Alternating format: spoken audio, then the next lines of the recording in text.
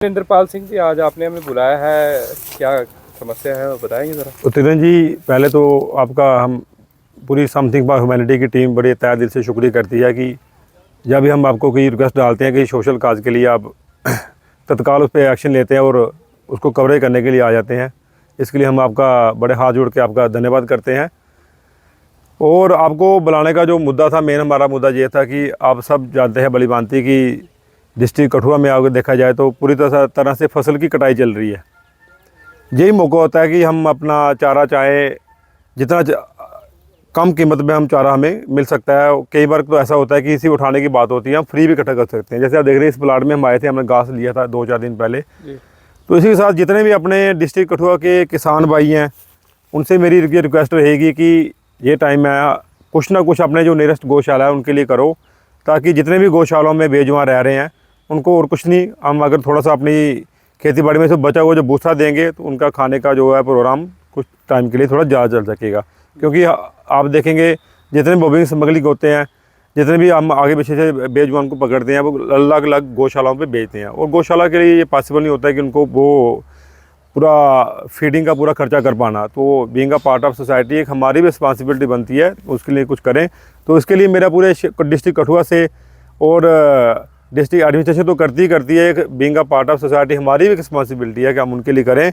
अपनी फसल की कटाई में से थोड़ा थोड़ा भूसा भी अगर वो देंगे तो हम आराम से गौशाला को जो है आराम से जो गौशाला रन कर सकेगी। क्योंकि हमारी भी जिम्मेवारी है, हमारी भी सोसाइटी का एक बहुत बड़ा हिस्सा है ये बेजुबान, इनके बिना हम कुछ भी नहीं है। ये जो सारा आप मांग रहे हैं घास और बेजुबान जानवरों के लिए, ये कौन सी गौशाला में जाएगा?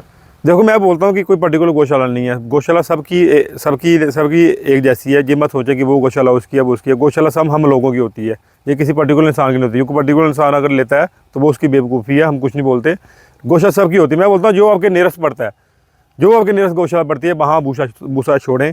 और अगर पर्टिकुलर अगर मैं बताऊँगा, अगर आप बोलेंगे जो ऐसे बोल रहा है, ऐसे जानते हैं कठुआ में एक किड़िया गंडाल में एक ऐसी गौशाला है जहाँ पे बेजुबान जो है बॉबिंग स्मगलिंग पकड़े के भी उधर रखे जाते हैं। तो मेरी कोशिश ये रहेगी कि मेरी प्रायोरिटी रहेगी कि उधर लोगों की खेती बाड़ी भी अच्छी है। जैसे हमारे मंडी मेडिकर के लोग हैं, किड़िया गंडाल के लोग हैं, अपना जैसे चबूतरा में अपना क्या बोलते हैं इसको, एग्रीकल्चर की लैंड है, वो भूसा अगर मिल जाए, ताकि वो जो बेजुबान है बेचारे, जो ड्यू टू स्टारवेशन जो अपनी लाइफ उनको देनी पड़ती है, ज़िंदगी अपनी देनी पड़ती है ड्यू टू स्टारवेशन, वो ना हो और आराम से अपनी ज़िंदगी जी सकें। रिक्वेस्ट तो हम करते रहेंगे, बार बार ऐसी चीज़ जाती है। जब भी फसल की कटाई हो, कोशिश क्या करो कुछ ना कुछ इधर आके दें। अगर कोई किसान ने अपने खेतों में फसल काटी और अगर आप खुद से कलेक्ट करना जाएंगे, अगर आपने जाना होता तो? हाँ, हम जाएंगे। एक्चुअली आपको बताएं, जैसे हर एक काम को, जैसे एक डीजल मैकेनिक है वो डीजल का काम करता है, एक लकड़ी वाला मिस्त्री है वो लकड़ी का काम करता है। तो अगले अपने लोगों का जो होता है, हम इतना कर सकते हैं कि वो जो भी लड़के लगाएंगे उसको कलेक्ट करने के लिए हम उसका चार्ज दे देंगे। हमसे वो संपर्क करें, नंबर आपको पहले पता है 9797480003 पे कॉल करें।